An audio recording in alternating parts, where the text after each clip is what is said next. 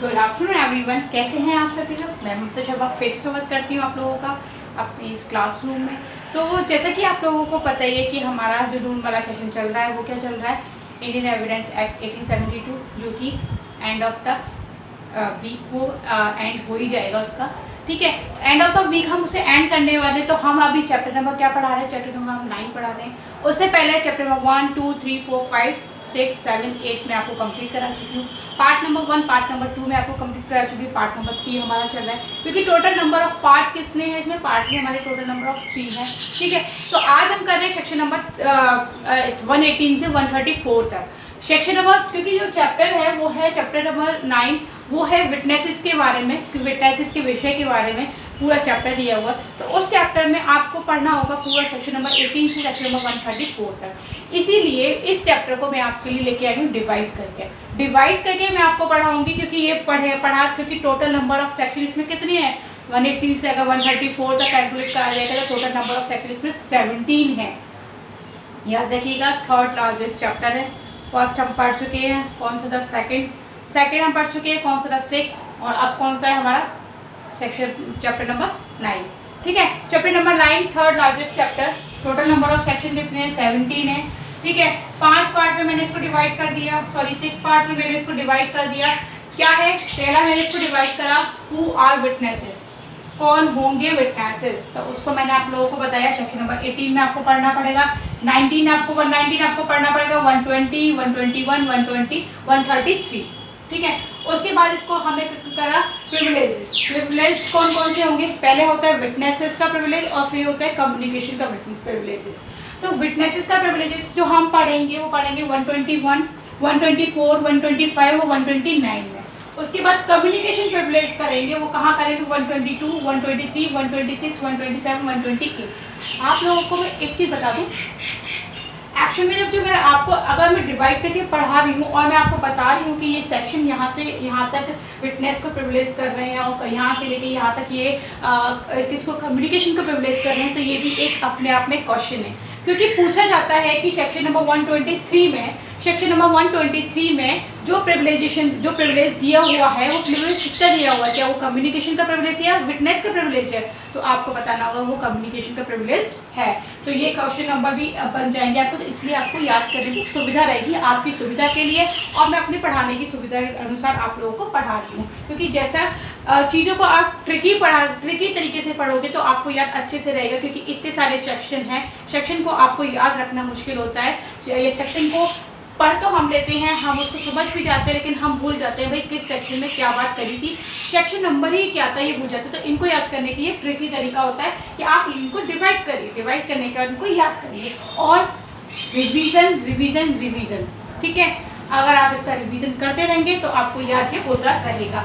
उसके बाद not bound for produce document, मतलब जो विटनेस है उसको क्या डॉक्यूमेंट को प्रोड्यूस करने के लिए कब बाउंड नहीं किया जाएगा, ये बात कहाँ कही गई है, सेक्शन नंबर 130 और 131 में। उसके बाद नॉट बाउंड फॉर आंसर, यानी किसी व्यक्ति को किसी क्वेश्चन का उत्तर देने के लिए विवश नहीं किया जाएगा, बात कहाँ कर गई है, सेक्शन नंबर 132 में। और कितने विटनेसेस होंगे, नंबर ऑफ विटनेसेस क्या होंगे, ये कही गई है सेक्शन नंबर 134 में।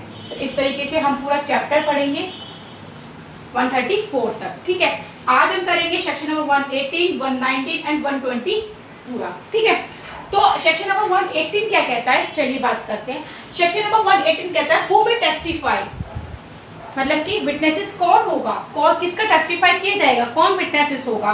तो मैं आप लोगों को बता दूं, हर वो व्यक्ति जो आंसर कर सकता है, हर वो व्यक्ति जिसको जो गवाह बन सकता है वो विटनेस होगा। एक सिंपल लैंग्वेज में, जैसे कि किसी को मैं आज अपना मेरा कोई केस कोर्ट में चल रहा है और मैं चाहती हूँ कि बी नामक व्यक्ति को या बी पर्सन को मैं लेके आऊँ और वो मेरा विटनेस है, तो वो एज ए विटनेस वहाँ पे कोर्ट उसे प्रिज्यूम करके चलेगी कि वो एक उनका विटनेस है और वो विटनेस के रूप में आके अपना बात जो है वो बताना चाहता है, वो बता सकता है। इवन दो यहाँ पे कोर्ट ने ये तक बता के रखा है, ये तक क्लियर करके रखा है कि एक पागल व्यक्ति इन्होंने अच्छी एक्सप्लेनेशन यहाँ पे दी है कि एक पागल व्यक्ति भी एक विटनेस बन सकता है। ठीक है, एक पागल व्यक्ति भी विटनेस बन सकता है, कब, जब वो उस आंसर को, उस उनके उसके द्वारा पूछे गए क्वेश्चन के आंसर को देने में सक्षम हो, वो उस परिस्थिति को समझता हो, वो उस क्वेश्चन को समझ पा रहा हो, तो वो भी एक अच्छा विटनेस हो सकता है। ठीक है, तीन चीज़ें इन्होंने यहाँ पे इन्होंने की हैं कि बहुत ज़्यादा छोटा बच्चा, बहुत ज़्यादा जो बड़ा व्यक्ति होगा जिसका बुढ़ापा बहुत ज़्यादा हो गया हो, वो अगर कोर्ट में नहीं आ सकते तो उन लोगों को यहाँ पे थोड़ा सा इन्होंने रियायत दी है कि उन लोगों के वो लोग विटनेस के रूप में नहीं आ सकते, कोई बात नहीं है। ठीक है, तो ये कहता है सेक्शन नंबर 118। सेक्शन नंबर 118 आप लोगों को समझ में आ गया कि सेक्शन नंबर 118 क्या कहता है। बैरट उठाइएगा, बैरट उठाने के बाद चलो थोड़ा सा इसको देख लीजिएगा।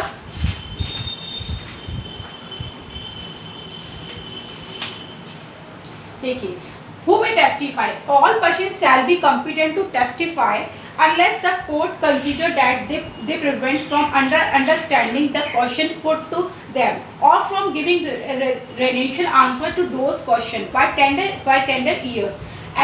लेकिन इन्होंने किसको कहा है, एक्सट्रीम ओल्ड एज, यानी जैसा कि मैंने आपको बताया कि बहुत ज़्यादा बूढ़ा व्यक्ति हो, डिसीज पर्सन, कोई ऐसा डिजीज पर्सन है जो नहीं आ सकता है, या कोई भी ऐसा बॉडी और माइंड से कोई ऐसा व्यक्ति जो कि इसका नहीं बता सकता, तो उनको यहाँ पे इन्होंने क्या करा है, यहाँ पे उनको निवारित कर दिया गया है। लेकिन साथ ही उन्होंने बताया कि एक ऐसा व्यक्ति जो कि पागल है, जो कि मूड है, वो भी आके विटनेस बन सकता है, बजाय कि उसके संग क्या कंडीशन इन्होंने लगा दी कि वो उस क्वेश्चन के आंसर को और क्वेश्चन को समझता हो, जवाब देने लायक कंडीशन में हो। तो ये बात करते हैं हमारा सेक्शन 118। उसके बाद करते हैं हम बात सेक्शन नंबर 119 की, witness unable to communication verbally. देखिए, इन्होंने बताया कि witness unable to communication verbally, मौखिक साक्ष्य को भी यहाँ पे इन्होंने बताया कि मौखिक साक्ष्य में अगर कोई आके वर्बली देना चाहता है और नहीं दे पाता है तो किस तरीके से देगा, यानी कि मूक साक्षी को भी उन्होंने यहाँ पे साक्षी माना है। तो उसके जो भी कंडीशन होगी जिससे भी बोधगम्य करा सके, जिससे भी, जैसे वो ट्रांसलेट करवाना चाहता है या वो किसी चीज़ को बताना चाहता है, तो वो व्यक्ति भी यहाँ पे उसका जो जिस तरीके से वो देगा वो क्या माना जाएगा कि वो उसने मौखिक साक्षी ही दिया है। तो यहाँ पे उन्होंने बताया कि जो विटनेस से अनेबल है, मतलब अनेबल है कम्युनिकेशन करने में वर्बली, तो वो कैसे दे सकता है, या तो वो उसको लिख के करवा सकता है। कोर्ट क्या करेगा, इनके लिए एक अमेंडमेंट के द्वारा ये चीज़ लाई गई कि कोर्ट क्या करेगा, कोर्ट बता देगा यहाँ पे कि आप इस चीज़ को कोर्ट इनके लिए क्या उपलब्ध करवाएगा, एक ट्रांसलेटर उपलब्ध कराएगा, एक ऐसा टाइपर उपलब्ध कराएगा जो उस चीज़ को समझ सके। ठीक है, एक ऐसा स्पोकर उपलब्ध कराएगा जो उस चीज़ को बता सके, उसकी लैंग्वेज को समझ के, जो वो लिख के बता रहे हैं तो उसको वो समझ के बता सके। ठीक है, इतनी बात इन्होंने क्या बताया, इतनी बात इन्होंने इसमें बताई कि सेक्शन नंबर 119 में क्या बता दिया।